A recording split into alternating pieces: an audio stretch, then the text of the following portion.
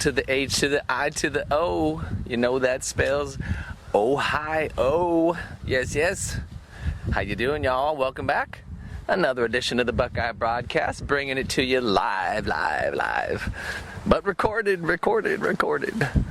Emmet Brady, your host as ever. It is a beautiful Saturday afternoon here in the Buckeye land. Northeast Ohio has a gorgeous sunny day. It's in the mid-70s as we're gearing up for week 8 here of the Buckeyes 2016 season. Hey, change of foot, but I want to start this broadcast by saying quite unequivocally that I am more proud to be a Buckeyes fan this week than ever. We took it on the chin last week in Happy Valley. Was not the finest showing by any means, but guess what? When you are born and true, tried and true, hating gold and blue, born and bred Ohio State Buckeyes fan, they have certainly given us enough celebration and fantastic performances over the past few years. You gotta let it slip a little bit sometimes, and boy, last week was a big slip. In fact, I think that might be the most catastrophic meltdown in Ohio State coaching history, maybe since Woody Hayes. Not as dramatic, not as controversial, but for the fourth quarter of that ball game, I was wondering exactly who was on the field and who was on the sidelines for the Ohio State Buckeyes. Much respect to Coach Urban Meyer and his crew. However, they rushed plays, they made some poor decisions, and they didn't get their team focused. That was the biggest problem. So we're going to look really quickly back at last week's Penn State loss. And then we're also going to look ahead to today's Northwestern Wildcats in Columbus. And it can be easy to get worn down by all this stuff. So obviously what we're going to talk about today too is fatigue. What is fatigue? How do you deal with it? How do you recover from it? Both physical and mental fatigue. So the positives from last week is everything seemed pretty much under control for 3 quarters. I wouldn't say the Buckeyes looked great. I'd say they keep giving teams the chance to beat them, which is not good for a top 10 team. But I think the takeaway ultimately is that the Buckeyes, with one loss, Urban Meyer has led quite a few teams to national championships with one loss. And we know right now the only game that really matters, as long as they don't lose again, is the Michigan game. They beat Michigan, they're in the playoffs. They lose to Michigan, they're not. Pretty simple. But, and also mad props to Penn State. They always bring their A game against the Buckeyes, especially in Happy Valley. And they played a tight game, top to bottom. Their defense was all over the Buckeyes. Now, without going into specific statistics on this show, I'm just going to say a couple of bold statements here. First of all, something's got to happen where Curtis Samuel gets the ball at least 10 times a game. At least. Mike Weber had a good game. He did break 100 yards for like one of the first times this season. But the problem with the receiving staff right now for the Buckeyes is none of the receivers, none of the tight ends are playing consistent. They're not stepping up. Baugh at tight end, Noah Brown at receiver, Dontre Wilson. He's really underplaying this year. I'm not quite sure where Dontre's head is, but he fumbled that punt. He's not really breaking big plays, and everybody's making JT Barrett work a little bit too hard. The offensive line is definitely showing its youthfulness, but it's still not that bad. They can get plays off. They're just not executing. And on the defensive side, they are really the thing that's keeping this thing together for the Buckeyes. And good news is, a couple of big announcements right now. Malik Hooker, our fantastic sophomore safety, is up for the Jim Thorpe Award, the best defensive back of the year. And Cameron Johnson was leading the Big Ten in punting with no block punts. Tyler Durbin was one of the last 4 field goal kickers in the country to not miss a field goal. Well, I think the biggest issue here, folks, is that they both decided to drop that streak at the same time in the same quarter, and they let the Lions out of the gate. That was the issue. So the biggest issue that I have is that the fourth quarter field goal For some reason, they took too long to make the decision to try the field goal, and then they rushed the play. They had timeouts. Why didn't the coaching staff call timeout? It is strangely reminiscent of some of the things that happened in last year's Michigan State loss, which was a real ball buster for everybody. But without going on any further, all I can say is this. It's a new week. We're not going to talk about any statistics. Well, I will talk one statistic.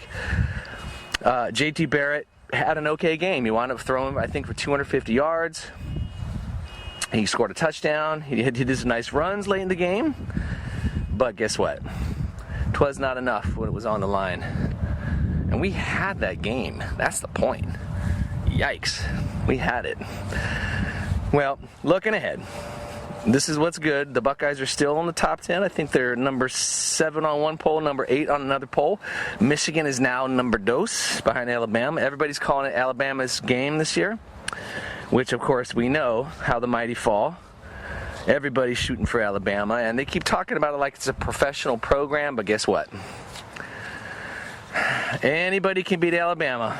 They're all just college kids, right?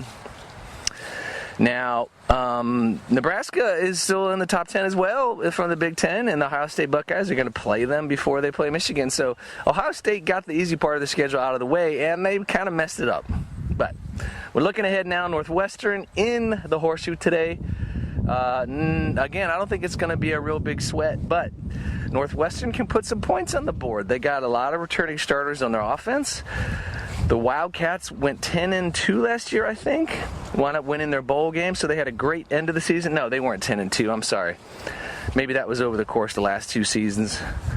But the deal with Northwestern is they're a little bit hit or miss, and they don't ever play well in the Horseshoe. So that alone gives mad advantage to the Buckeyes. The question is, can they kind of get their act together on offense to take some of the pressure off the defense, constantly having to score and make points. Also, the special teams kind of let down against Penn State. Don't think that's going to happen against Northwestern. But, one more thing about the Penn State game. There were some bullshit calls. I don't normally say that about a reffing crew, but they missed a couple of terrible calls. On a big play, they called a horse collar on Taekwon Lewis, which was just not right. And the other one was that terrible missed penalty call, downfield pass interference right in the fourth quarter, right in front of the official. They absolutely clobbered him on that drop pass, and the refs missed that. That would have made the whole game different. It would have taken all the pressure off of that last-minute field goal. They would have been within field goal range right there. So, but no more about that. So, the Clayton Thorson is the quarterback for Northwestern. He's got a strong road record. He's tied for second in the Big Ten with 14 touchdown passes, third in the conference, 1,600 yards. He can put up big numbers. And they got a running back who's really on top of it as well. Last name Jackson. He's on his way to a 1,000-yard season. In other words, Northwestern could always put up big offensive numbers. They've always been a pretty good offensive school, but the problem is their defense. And this is where, they've had some good defensive plays this year, but I don't think, again, what has been consistent on the Buckeyes defense is they get good pass rushing. They don't get a lot of sacks, not enough.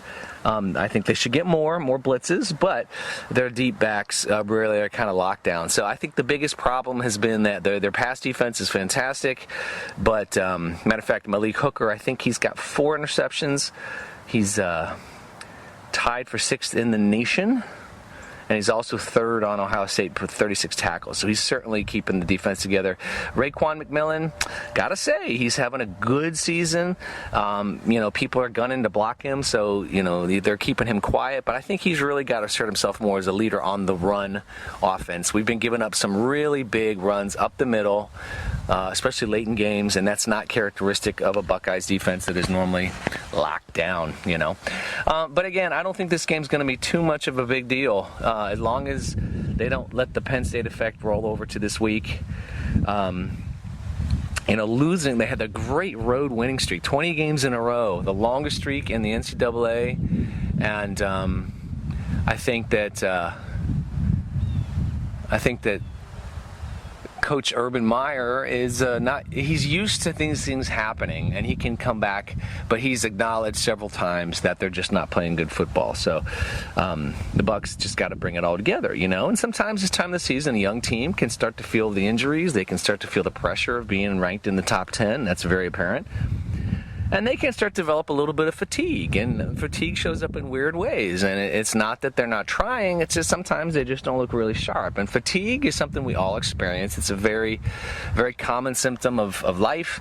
And today's DAYMA lesson, as you know, in each one of these Buckeye broadcasts, we talk about a different health and fitness topic. We're going to talk about fatigue. What does it mean? How does it work inside the body? And, I started doing some research on the idea, and I really love the good old Wikipedia.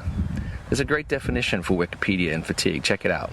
Physical fatigue, as opposed to mental fatigue, is the transient inability of a muscle to maintain optimal physical performance, and it's made more severe by intense physical exercise. Mental fatigue, on the other hand, is a transient decrease in maximal cognitive performance resulting from prolonged periods of cognitive activity.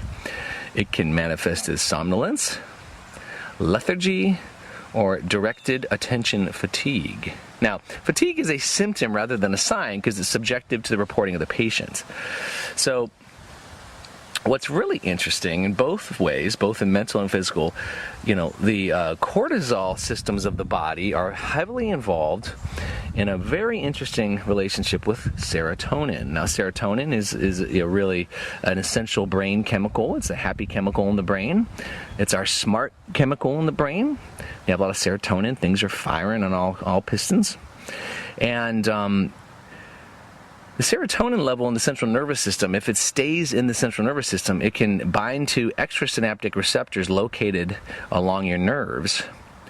And sometimes during high levels of motor activity, the amount of serotonin released increases and a spillover occurs. Now, that means that, your serotonin goes past your peak. I've talked about it on my DAYMA fitness classes before. Peak performance means you hit your peak threshold and then you calm down, you relax, you take it off. These are young guys playing this college football. Hey, middle-aged people, anybody can feel fatigue, especially if they don't learn how to heal themselves after extreme physical or mental effort. Now, mental fatigue is much more specific.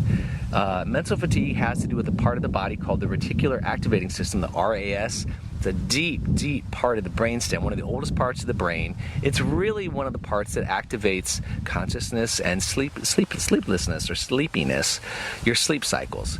And when the reticular activating system is affected, when it is depleted or it is overstimulated, there is a whole host of things that can arise from mental fatigue that look like big problems. And these are leaning towards a lot of our biggest diseases in our society, our biggest syndromes, chronic fatigue, Parkinson's, depression, anxiety. But the idea here, which is great about fatigue, and this is so basic, but it's so essential, is that people need to learn to sleep better. Now, sleeping is very misunderstood. We're told we're supposed to get 8 hours of sleep a day. That's a ballpark, and it's definitely not true for everybody. Some people need more, some people need less. But I'm here to tell you, as part of the DAYMA fitness system, doesn't matter if you're feeling physical fatigue or mental fatigue, learn to take naps. Try and organize your days when whatever you're drinking or eating, especially if you're drinking coffee like I do, or any kind of stimulants, or if you have a busy schedule one day and not so busy the other day, you got to deal with kids, you got to deal with classes, you got to deal with bosses, whatever the deal is, make time to take little naps. 10 to 15 minutes a day is enough to reset the reticular activating system. It doesn't go into the deep REM sleep. It just basically tells your RAS to say, hold on, pause, reboot the software is really what it is. And in most cultures around the world, taking a nap is an essential part of their day. In our Western industrialized, post-industrialized America, everything's go, go, go, more, stress, stress, stress.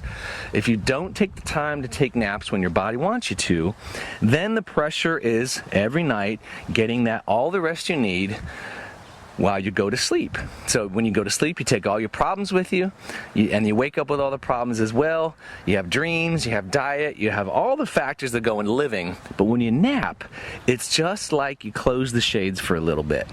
And that can help with both mental and physical fatigue. So there it is. That's one of the ways you want to deal with stress. And also always drink water, drink water, drink water. When you're stressed, when you're confused, you're tired, you're angry, you're frustrated, you're sad, drink water. It always helps. So, all right, that's about it for today's show. I guess it's time for a prognostication. I think the Buckeyes just keep having this potential, and they don't take advantage of all the opportunities they get. They got to get better on third downs. As long as they execute on third downs today, and they start passing downfield, past 10 yards a little bit, they got to open up that downfield game.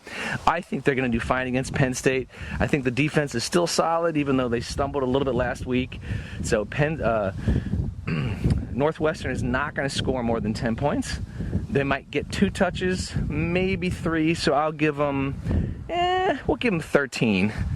So we're going to say it's going to be a 41-13 victory for the Buckeyes. There's the prediction. 41-13, Ohio State at the Shoe. And remember, every day is a great day to be a fan of Ohio State Scarlet and Gray. Thanks for tuning in to the Buckeye broadcast. We'll see you on the other side of the horizon. Go Buckeyes!